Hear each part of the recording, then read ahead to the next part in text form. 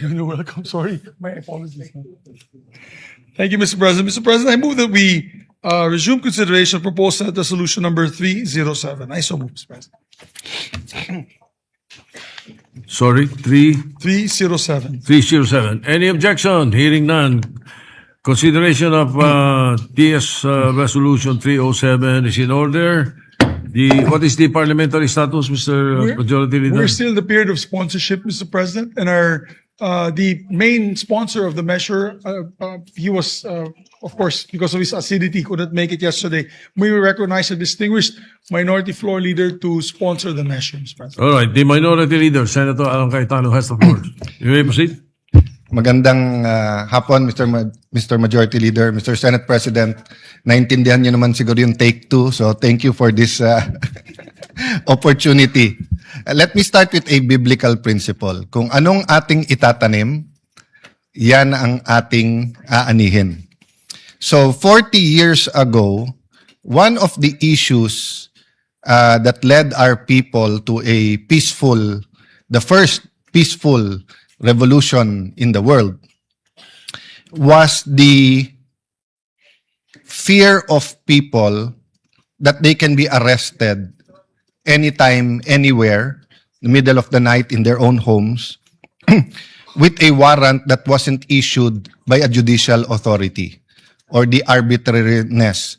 This isn't peculiar or hindi to pang Pilipino lang. Actually, all throughout history, during the times that the monarchy ruled the UK and France, that is also the same reason why you have parliamentary immunity.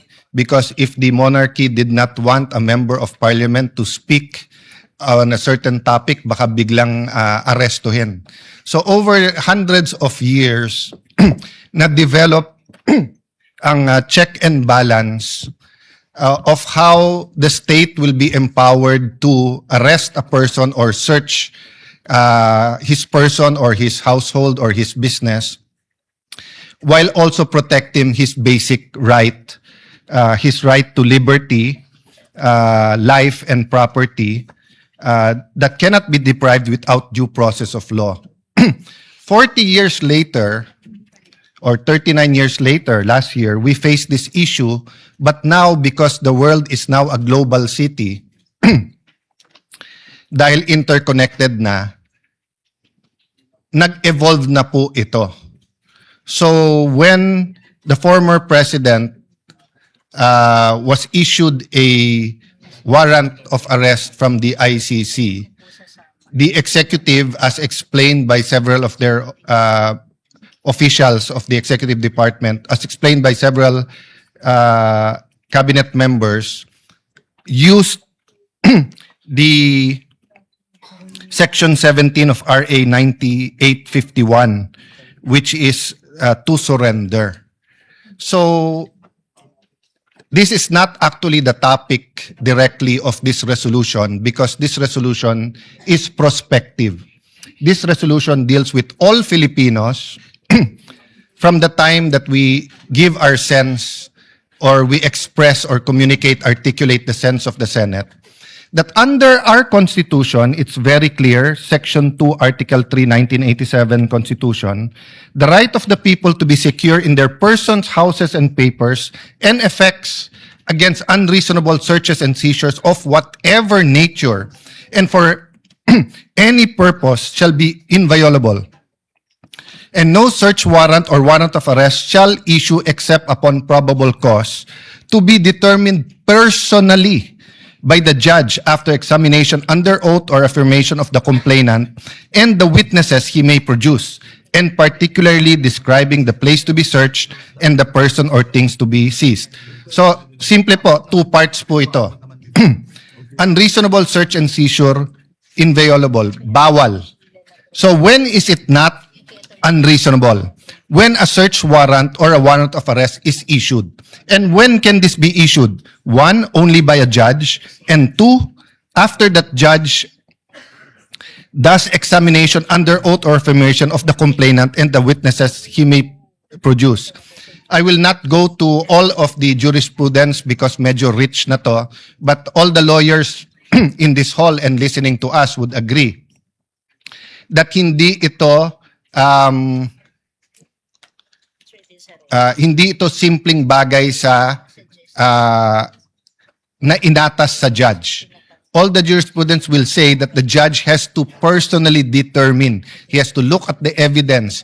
He has to examine it and believe that there is in fact probable cause. And probable cause again in two aspects. That there is a probability that the crime he is accused of was committed, and secondly, the probability that the accused, he himself or she himself, committed that crime. Now comes the problem. When you have an international warrant of arrest.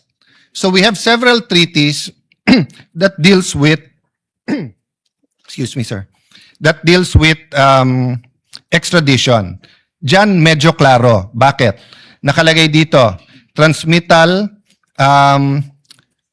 then yung arrest nung Pilipino, pero katulad po na nakita natin kay Congressman Jimenez, hindi po ba, na may proseso yung extradition, yung warrant of arrest, dadaan sa mga korte natin, and available ang korte sa kahit sinong Pilipino na naghahanap ng remedy doon.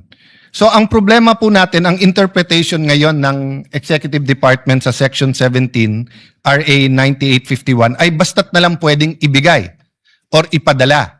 At kung sila'y nagmamadali o medyo paspas at isakay na sa eroplano, walang reasonable time na tumakbo sa korte. If you look at exactly the same situation in the United Kingdom, tignan nyo po sa United Kingdom, kapag ka po arrest procedure, ICC request for arrest submitted to the Secretary of State. Transmittal of the ICC request by the Secretary of State to the appropriate judicial officer. The appropriate judicial officer to issue a warrant of arrest, provisional warrant, arrest by domestic law, the arrested person shall be brought before a competent court as soon as possible. And as arrested person may apply for bail. Tignan nyo po dun sa surrender. Sa UK po, pag sinurrender, the competent court shall issue a delivery order for the arrested person to be delivered to the custody of ICC. In deciding to issue a delivery order, the court shall consider, among others, the person was lawfully arrested in pursuance of the warrant and whether his rights has been respected. So take note, Mr. President, dear colleagues, parating tinitignan yung karapatan ng akusado. The arrest person may ask for a review of the delivery order to waive his right to such a review. An arrested person may consent to be delivered up to into the custody of ICC. So kung ayaw niya pumunta na ng korte at siya sinusurrender niya sarili niya, pwede po. Then the competent court may refuse to make a delivery order and demand the person arrested notifying the Secretary of State of its decision and grounds therefore. So meron pong article, not sure if it's Business World, from a LaSalle professor that is, sorry, but it's not only kulang sa knowledge, but it's fake news na sinabi niya na maapektuhan yung ating international standing. Hindi po. Kahit tignan nyo po sa ICC, nakalagay po doon na complementary. Even the first president of ICC, Judge Kirsch, no? Explain kung bakit to complementary, 'di ba? Dahil nga involved ang judicial authorities nung local or yung bansang 'yon, no? So, ito po ang sinabi po ni Judge Kirsch.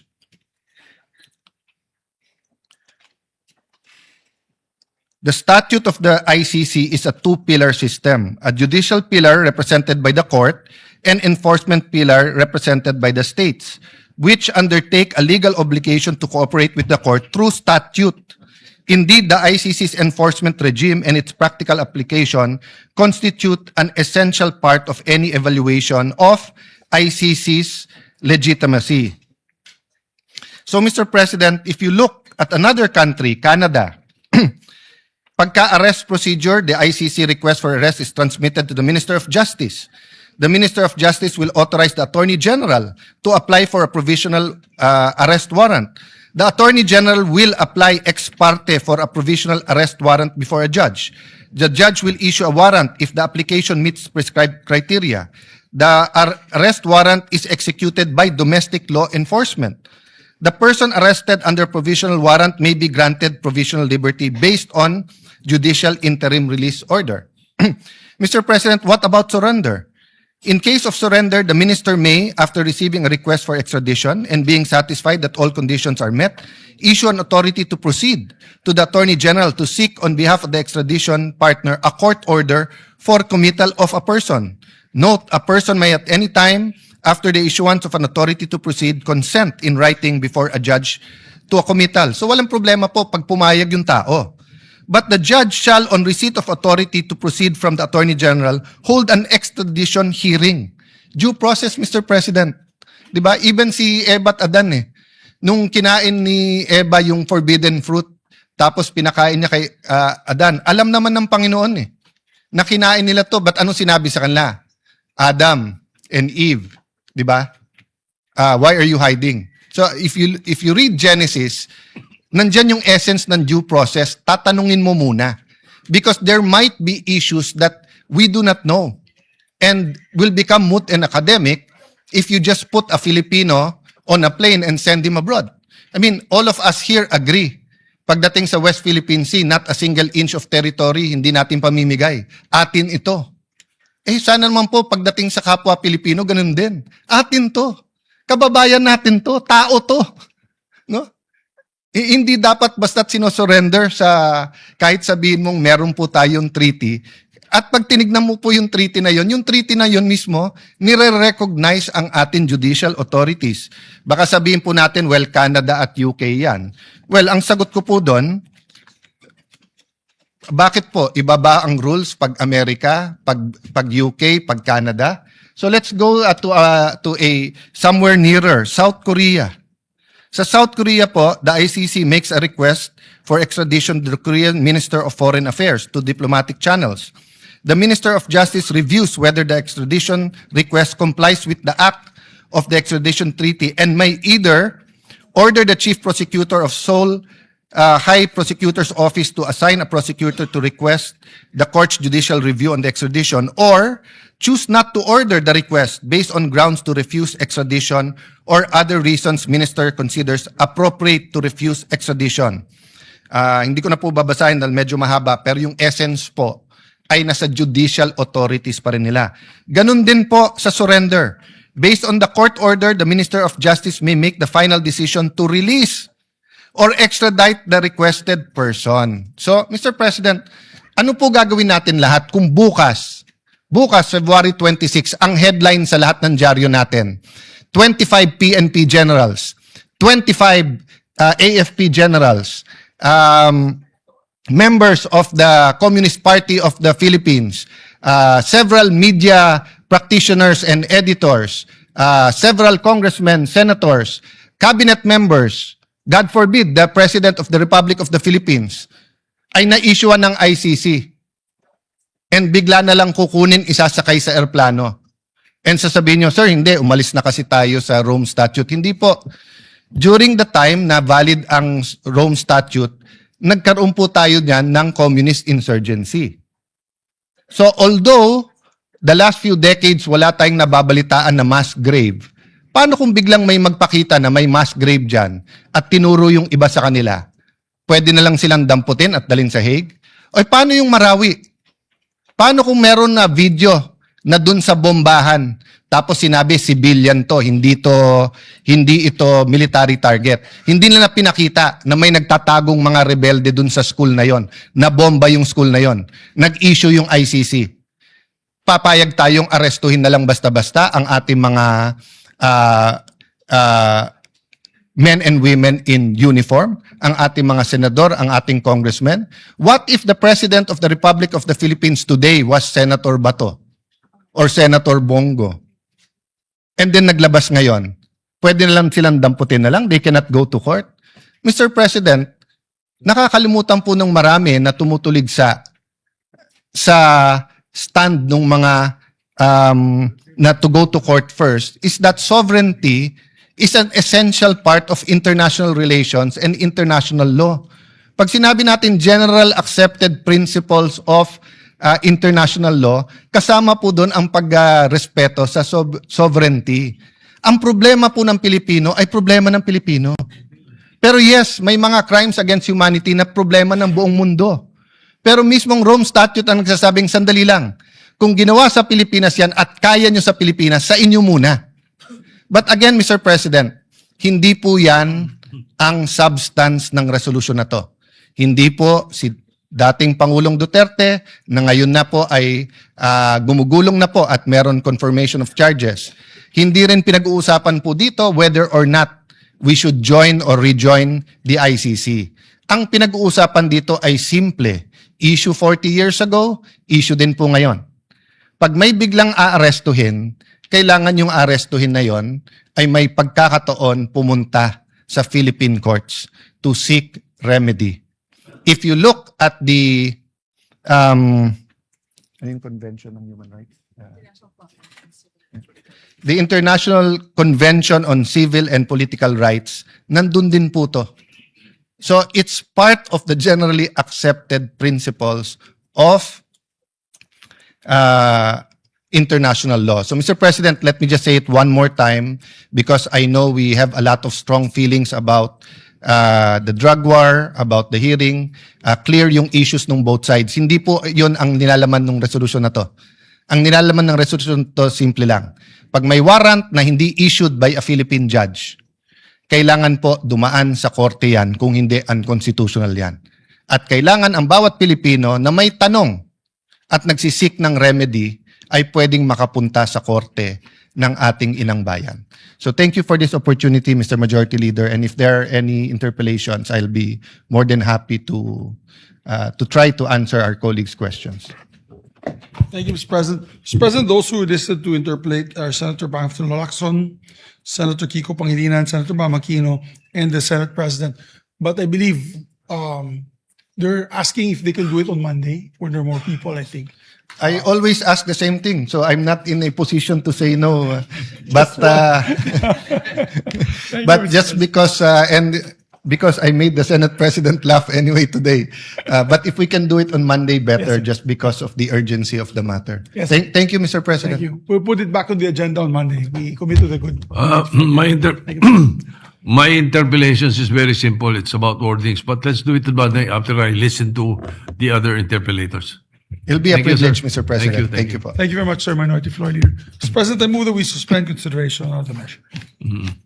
Consideration of the measure is suspended. Thank you, Mr. President.